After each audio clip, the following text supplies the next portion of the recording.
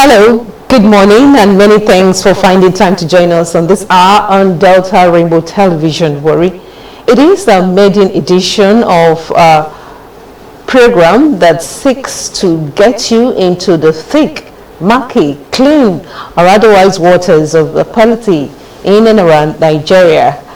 Political Arena is a program that x-rays recent significant development and activities in the world of politics in and around Nigeria, where political perspective of national issues are captured and analyzed in each edition of the program. We intend to give the general public what it's the pulse, what it's like in the polity in Nigeria, and so it's broadcast twice a week, Mondays, Wednesdays, and Fridays, right here on Delta Rainbow Television, where 3 times a week you have an advantage of ensuring that you get update on the polity in and around Nigeria. Welcome.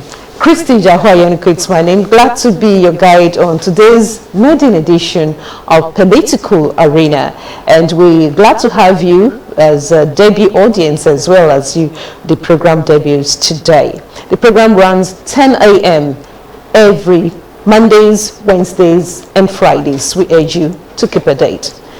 Coming up on the program, we shall be having quite a number of interesting, we hope you'll find it as such, interesting features. We will be having, like we said, political discuss on burning issues in and around Nigeria, political permutations, not just as 2023 approaches, but as the stands. We would also be looking at matters arising. That's a matter that is key today in the polity.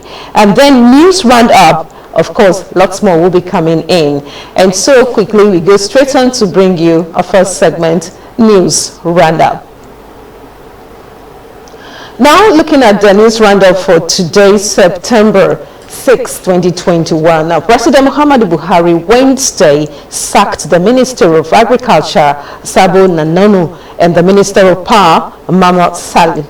This is the first time that the president is taking such actions since 6 years he took over government.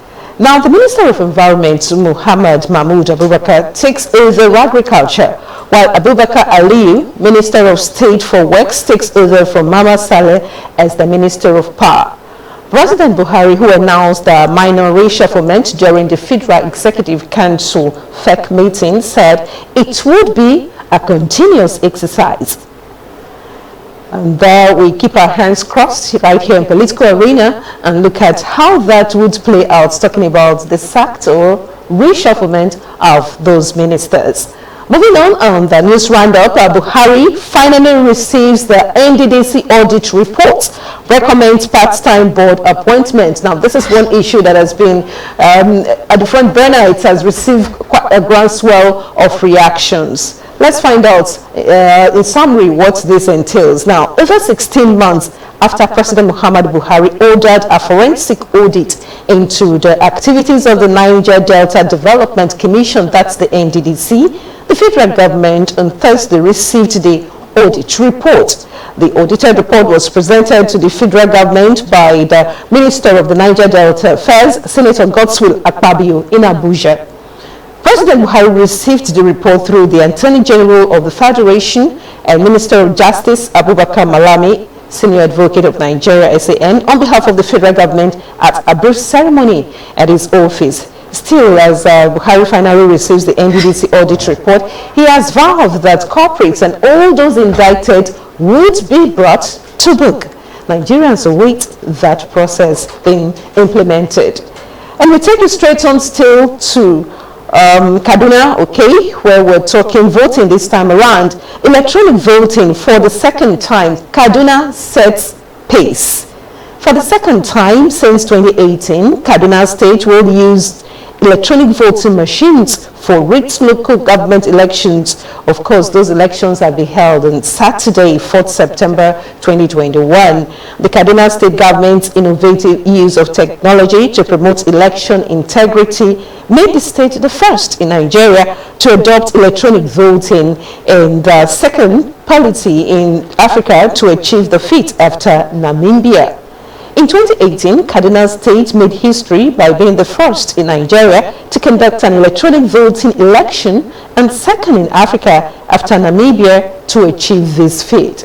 Dr. Saratu Binta Diko Odo, chairman of the Kaduna State Independent Electoral Commission, KATSECAM, said the commission was encouraged by Governor Nasru El-Rufai to deploy technology for elections. She stated that KATSECAM therefore required electronic voting machines which successfully were used in 2018 and again just Saturday last week. Of course, that election is still generating a lot of reactions, talking about factional angles of some of the political party that took place, that participated in that election. We'll still keep a tab on that one. Moving on the news roundup now, People's Democratic Party, PDP, extends sale of Congress's forms to September 9. The People's Democratic Party, PDP, has extended the closing date for the sale of nomination forms for its forthcoming ward, local government and state congresses to September 9. The party disclosed this in a statement by its National Publicity Secretary, Mr. Kola Ologbondia, in Abuja Wednesday. The party said the extension from the earlier scheduled closing date of August 2027 to September 9 was sequel to enquiries from the PDP teaming members and supporters. Perhaps that's granting more opportunity for better preparation as Nigerians watch the internal democratic processes in the political parties. And finally, not finally though, but still talking court matters straight to judiciary from election matters, Delta High Court restrains Bonny, others from parading as members of the All Progressive Congress APC's Convention Planning Committee.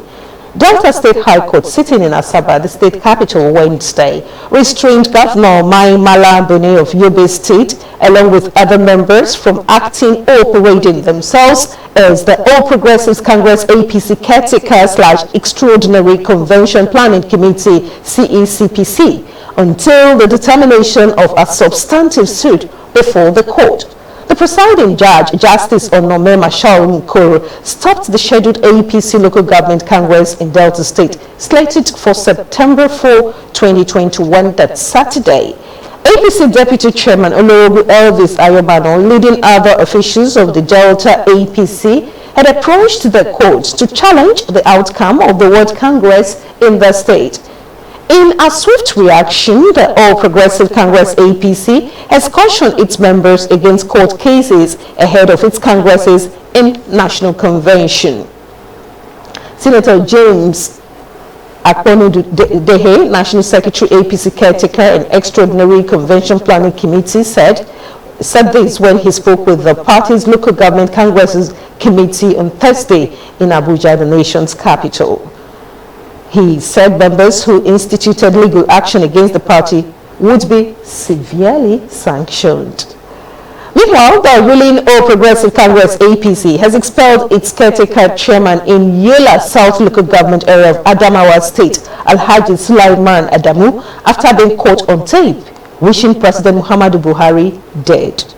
In a viral audio clip earlier last month, Alhaji Adamu was said to have wished that the president had contracted the COVID-19 and consequently died. While Adamu denied the voice in the clip, the state chapter of the party had suspended him and impaneled a committee to probe him. However, in a statement issued Thursday in Abuja, National Secretary of the party's caretaker Extraordinary Convention Planning Committee, Senator John James Akponu-Dehe, said the committee has ratified the expulsion of Alhaji Adamu. Back home, as we wind up the news roundup, Governor of Delta State, Dr. Ifeanyi Okowa, has sponsored over 300 Deltans to Jordan on pilgrimage, with a charge to them to pray fervently for themselves and for the restoration of peace in Nigeria. The governor was ably represented by Secretary to Delta State Government, SSG Chief Patrick Uka, while addressing the pilgrims at Asaba before their departure, said the acute insecurity across the country require intense prayers for God to urgently intervene in the affairs of the nation. He appealed to them to consistently engage in well-targeted prayers of intercession for the nation, which according to him will go a long way to reposition the country for greater accomplishments, urging that pilgrimage is a spiritual renewal mission, not a jamboree. The pilgrims had since arrived in Jordan, and we join voice to His Excellency that God answer the prayers in Nigeria for peace to reign in the country. That's the news roundup, reaching you still on our program Political Arena at the maiden edition. We urge you to stay tuned. We shall be back.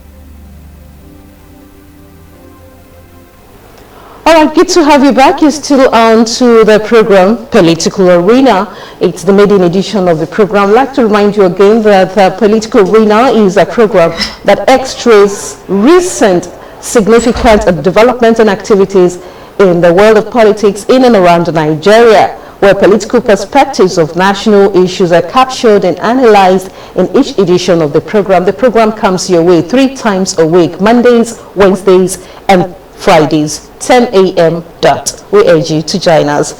Okay, the news roundup done. We would be taking you straight on into discussion, talking about political discourse for today. And of course, it's no longer news that the Chief Justice of Nigeria, CJN, Justice Ibrahim Tanko Muhammad, had summoned 6 chief judges in the country with the conflicting court orders emanating from their states in the last 1 month. Of course, that summon, if all things being equal, the meeting should about now be ongoing. Now, Justice Muhammad, who is the chairman of the National Judicial Council, NJC, issued the summons to chief judges in Abuja Monday, August 30. The summons, exclusively obtained by our correspondent, indicated that the affected chief judges are to appear before the NJC to explain what warranted the issuance of conflicting orders by courts of coordinate jurisdiction. The summoned chief judges are those of Rivers, Kebbi, Cross River, Anambra, Jigawa, Imo State, and of course Delta State. Now, reports indicate that the CJN complained bitterly about the huge embarrassment caused to the Nigeria's judiciary by the actions of those who issued conflicting orders upon ex parte application by some political parties. To help us make sense of this all, we have in the studio at this moment Dr. Jonathan Ekperusi, Chairman, Nigeria Bar Association, MBA, Ephraim Branch. Dr. Ekperusi, good morning and welcome. Thank you very much, and thank you for having me. Good morning, Deltans. All right, now, most of the conflicting court orders emanating from the high courts of various states borders on the nomination of candidates for the forthcoming Anambra gubernatorial election. Okay, should there be a pre-election tribunal, as it is, when we have the elections, what people look forward to after elections? Most times in Nigeria, it's the election tribunals where aggrieved persons or aggrieved parties could go to seek redress to such issues that makes is conflicting or not happy about. Should there be a pre-election tribunal then in every state which should exclusively deal with pre-election matters, especially as regards party primaries or congresses? Thank you for that question. Whether there should be a pre-election tribunal, the Constitution and the Electoral Act have already made provisions for that. The prescribed tribunal are the regular courts. For matters involving federal agencies is the Federal High Court, and for localized matters is the State High Court. Of course, that's where these issues of conflicting orders from courts of coordinate jurisdiction have arisen. So the courts clearly have jurisdiction as donated to them by the Constitution and the Electoral Act. So there is no need for any other pre-election tribunal. So how expansive are the courts? How expansive are these tribunals as far as implementing this law is concerned? Now, the question of effectiveness of the court is not in doubt. In fact, it will seem that they are even over-effective.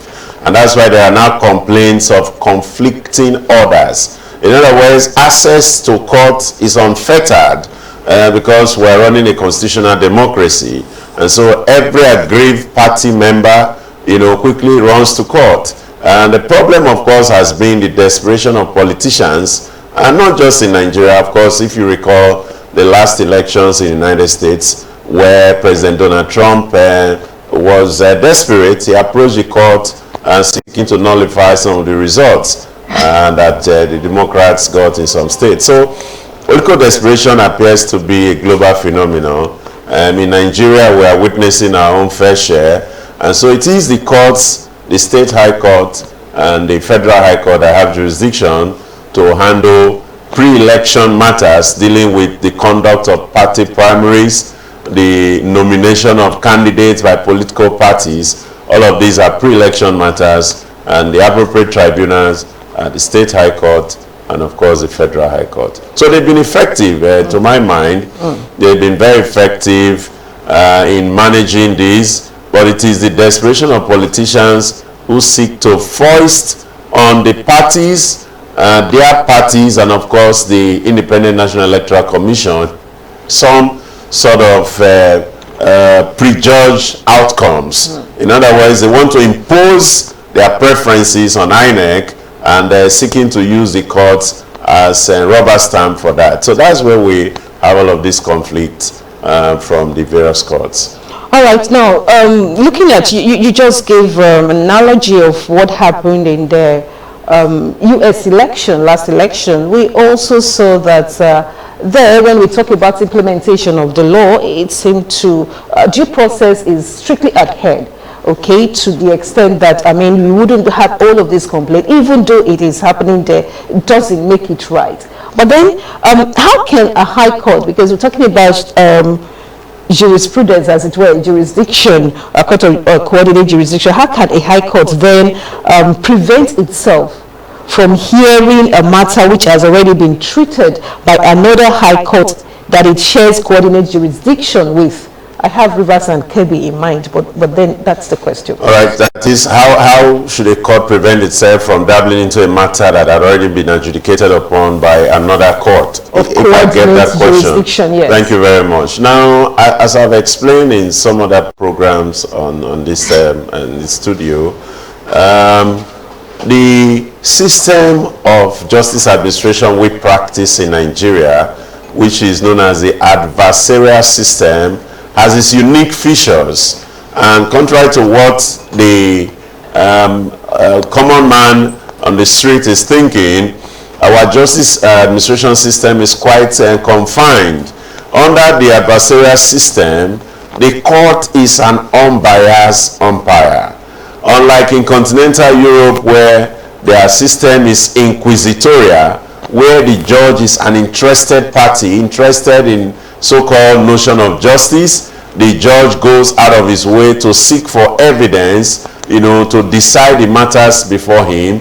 In our system, the judge sits back and allows the litigants, the parties, to do their case. You know, so the judge would not on his own say, oh, my learned brother in so-so state or in so-so court has adjudicated on this matter. The judge is confined to the evidence adduced before him. So that if a matter has been decided by another court of coordinate jurisdiction, until that fact is properly brought by way of adjectival procedural law before the adjudicating judex, the judge will feign ignorance of it. You know, so if before sitting to hear a matter, the judge saw on Channels television that his learned brother has already decided this matter, and then before him in the court no such evidence is adduced, he will close his eyes and block his ears to the news he has seen on television and confine himself to the evidence legally adduced before him. And why is this so? The twin pillar of our administration of justice system is summarized in the doctrine of fair hearing. And fair hearing, as these twin pillars I've talked about, one in Latin is said to be audi alteram partem, and then the other is nemo judes in causa sua. Nemo judes in causa sua means that the judge must stay aloof. He must not be biased. In other words, he must not bring his personal knowledge or personal preferences to bear in the matter he's deciding. He must not bring to bear what he discussed perhaps in his living room before sitting as a judge. He would restrict himself to what is in the case file before him. So that is the problem. So when people complain, the judge ought to know, is he not a Nigerian? They didn't know he's been on the news, and the print media, the electronic media, the social media, you know, carry the judgment delivered by high court in so-so place, and this judge ought to be aware. What I'm saying is that by our law, even if the judge is aware, the doctrine of nemo judes in causa sua says that the judge will pretend not to be aware because he's a judge of the facts before him, not a judge of the facts he got extraneously. If he dares to bring what he read in the newspaper or what he saw on television to bear in the matter, he will be guilty of bias. He will be guilty of perverse judgment. He will be accused of bringing extraneous matters which are not before him by way of legally adduced evidence. He must hear both parties, that is audi alteram partem. Hear the parties before you and limit your decision to what is made out by this party. So that is the core perhaps of the problems we have with conflicting judgment. So it is when one of the parties in the matter brings the judgment or order made by another coordinate court before him, and he finds out that this matter that is presently before him has already been properly dealt with by his court of his brother judge of a coordinate jurisdiction, then he would accuse the person who brought the matter of abuse of court process and then dismiss the matter. But until that is brought before him, he will deal with the matter as if it's a new matter. Okay. Now, you know, in our country, there's been calls for constitutional review. Over time, we have had 1, 2, 3 reviews, and until we arrived at that 1999 as amended. Now, when we talk about reviews, I want to find out how this happens or how it applies to what you just explained, talking about the evidence before the judge in the courtroom, as against, that is, you use the word pretend to, not to have heard anything. Precisely, you know, when we talk about the issue of assignments of cases, because now it is the CJs that have been summoned or that have been invited, that's the word you like to use, okay, not the individual judges in question. And because you have to pretend or you have to use whatever evidence before you in the court, we want to presume too that the CJs are not aware. It's none of their business to know what you have done in that court, even if they have heard it or saw it on TV. You know, this throws up the issue of assignments of cases, barrister, by maybe the chief judge, in order to meet this problem over time, you know, of conflicting court orders. Perhaps we have to issue another practice direction, or that all matters of political nature should be filed at the chambers of the chief judge, who will then assign same but where the parties are similar and subject matter are also similar to one another, already treated by another court, the lawyers will be advised to pursue the appeal of the one already treated on the one hand, or what? Because when we talk about sensitivity where cases are, everything ought to be fair and square. But then when you look at the kind of democracy we practice, like the position of the PDP,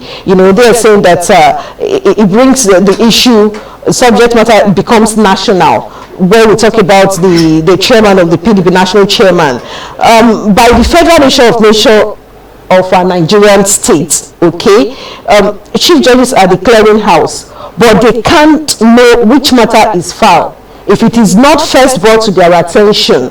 But going forward, does this, with all of this that this has thrown up, do we need a change for politically sensitive matters? Otherwise, why are the individual judges, who are culpable here, not being summoned or invited? Why the CJs? Well, let me begin by your last expression. The judges are not culpable. And I've tried to explain our administrative justice system to put this discourse in a proper perspective.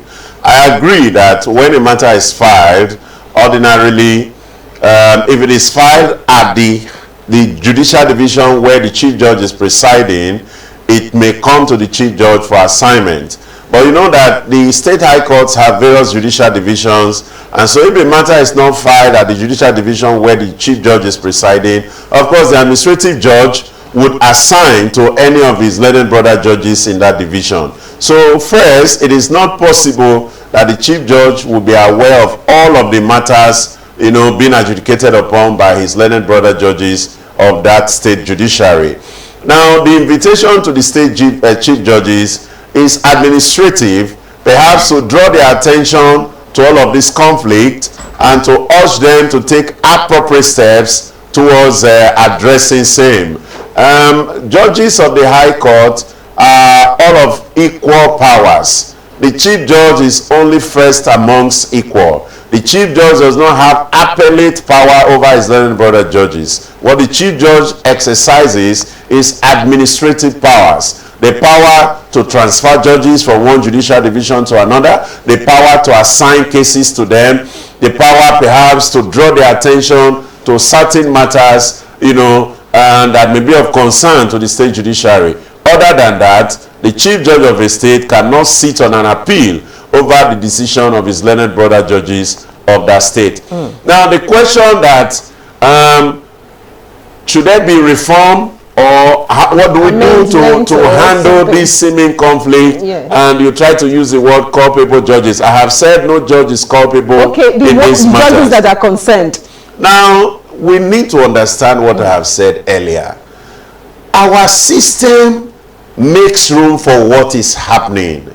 Our system says one person can file 10 cases against the same persons over the same subject matter. When you bring these papers for filing, the registry of the court will accept the papers from you, will file them. Whoever is the admin judge or chief judge, as the case may be, who is to assign these cases, will assign them.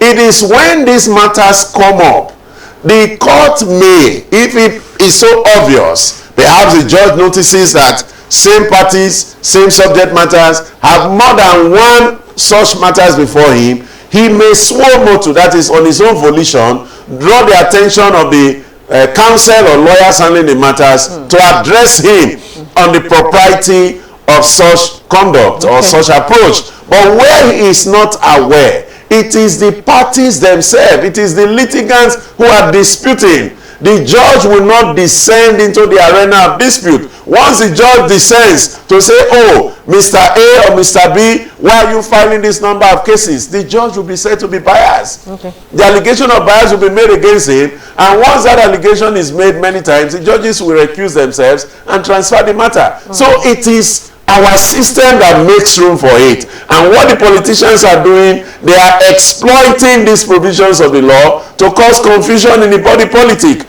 Otherwise, why would the same party or the same litigant proliferate cases over the same matter? And why would they do what we call forum shopping? Because the idea of bringing a matter in one state and then taking another part of it to another state. In legal parlance is called forum shopping. Okay. They are seeking for a court where they may perhaps get favorable judgment for whatever reason. You know, so it is not the fault of the judge. It is the fault of the parties, and then of course perhaps where the lawyers are aware and they knowingly, you know, participate in it, then that may of course be professional misconduct. Okay, but the lawyers may not be aware. We do not have much time now. The lawyers may not be aware. Our last question will be 2-in-1. I've been told to wind this up now. You know, you've talked so much about territorial jurisdiction, as it were, but then are there special circumstances for what word to use, that a court will entertain a matter outside its territorial jurisdiction? One. Then two, you talked about the lawyer. The NBA has come up with a position. However, you know, what type of partnership, what type of synergy is there? Because it seemed to be, the courtroom just now with what has happened seemed to be at the lens of the world, not just Nigeria, because the NBA is saying, taking a position, and then the CJN is taking another. And the people asking too, why is it the CJN, you know, in giving this invite? Why not the NJC? All right, thank you very much. Let me begin with this last one.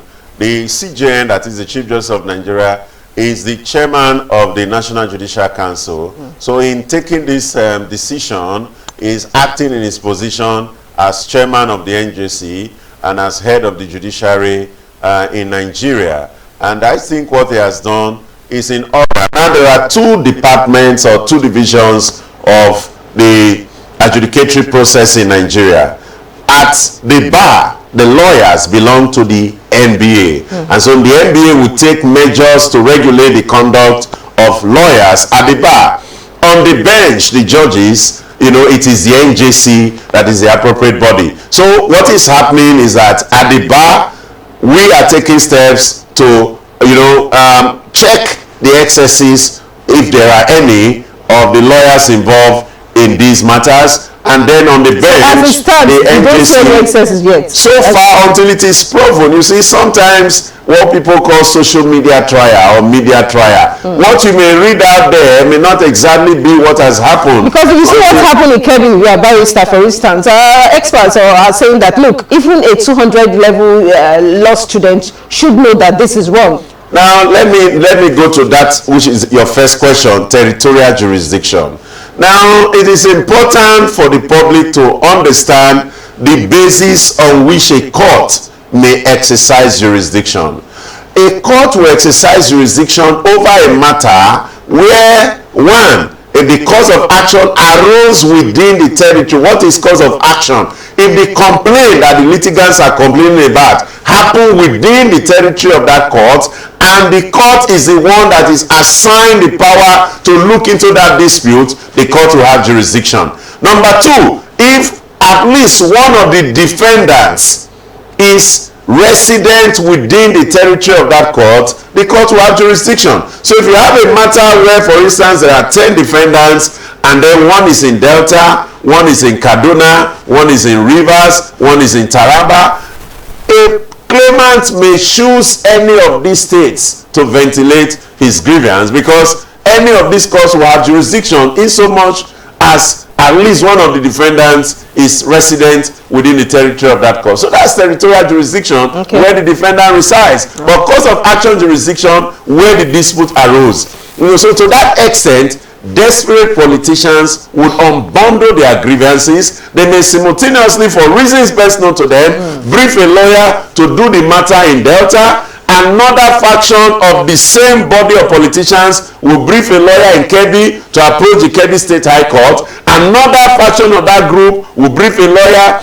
in Port Harcourt to approach the Rivers State High Court. Yet another may brief a lawyer, you know, in Lagos. So these are the things that politicians do. The law gives them that liberty. It is when these matters are being reviewed and either a judge or a lawyer is found to have gone outside of the provisions of the law that these measures may ignore. But until that is proven, the mere fact that these matters were ventilated in different territories does not on its own, you know, bring about culpability or wrongdoing. Thank you very much. And just one, that's all we'll be taking for today. Otherwise, looking at the Judicial Staff Union of Nigeria strike COVID-19, we would have looked at the issue of congestion in the courts, but that will be for another day. We must thank you very much, Dr. Jonathan Ekperusi, Chairman, Nigerian Bar Association, NBA Efrun Branch, who has thrown light on the issue at the front burner that's talking about the invite given by the CJN to state chief judges, about 6 of conflicting court orders, especially where expatriate orders are concerned. And then our guest here has said that this is happening because of what the system has thrown up at us, it has offered us. And then he calls them some desperate politicians are exploiting, those are the words he used, that same system. Otherwise, until proven otherwise, it says everything is intact where our judicial system is, where the judges are concerned. And then the lawyers, until they are otherwise proven, they are doing what the law, they are acting with the laws of the land. And of course, he suggested that a possible alternative method to prevent reoccurrence, of course, what is happening now is in the right direction, talking about the CJN inviting those concerned. Dr. Ekperusi, many thanks for being here. Thank you very much for having me. Right, that's our program today on Political Arena. We'd like to thank you for being part of the maiden edition and also informing you that the program runs 3 times a week, Mondays, Wednesdays, and Fridays. Of course, it's a large crew working to ensure the success of this program. You see so many faces on it. Christy Jaharian quits my name on behalf of the producers for today, talking about Jan Glover, Nelson Miller, Grace Martu, who are co-producing with producer Johnson Obaseji. Christy Jaharian quits my name, saying Nigeria can only get better. You and I need to do it right. See you next time.